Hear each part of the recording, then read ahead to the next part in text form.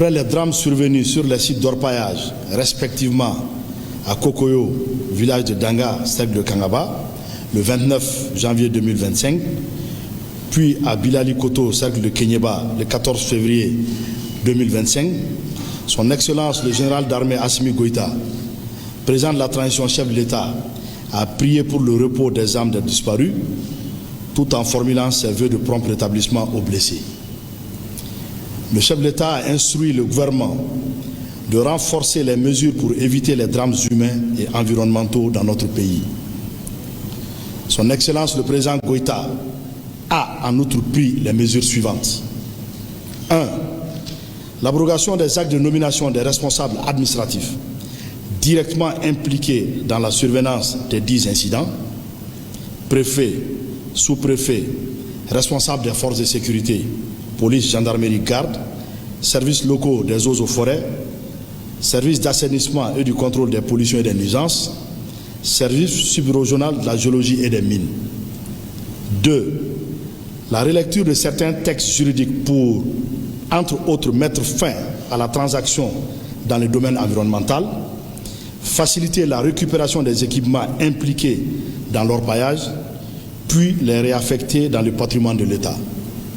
3. La suspension par les responsables des collectivités territoriales du permis d'exploitation des mines artisanales octroyées à des personnes de nationalité étrangère. 4.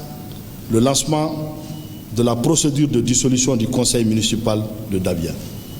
Depuis quelques années, nous assistons à une agression sans précédent contre l'environnement et les ressources naturelles sur une bonne partie de notre territoire.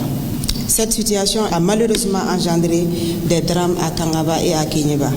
Face à cette situation, le président de la transition, chef de l'État, a instruit le gouvernement d'initier des actions afin que de tels drames ne se reproduisent plus jamais.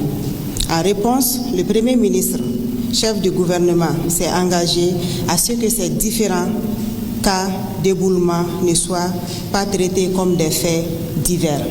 C'est à la suite de tout ceci qu'il a été décidé de mettre fin à la transaction.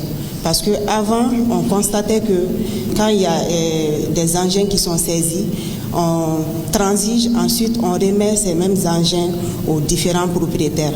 Et ils reviennent encore pour répéter les mêmes faits.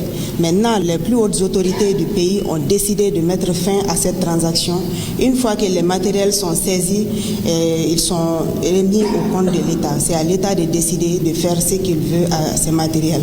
Donc nous remercions les plus hautes autorités de ces pays qui nous ont accompagnés dans cette dynamique, quand même qui permettra de sauver des vies humaines et puis de préserver notre environnement. Aujourd'hui, nous devons renforcer l'autorité de l'État dans le cadre de la gestion et surtout de la surveillance de l'exploitation des ressources minières dans notre pays.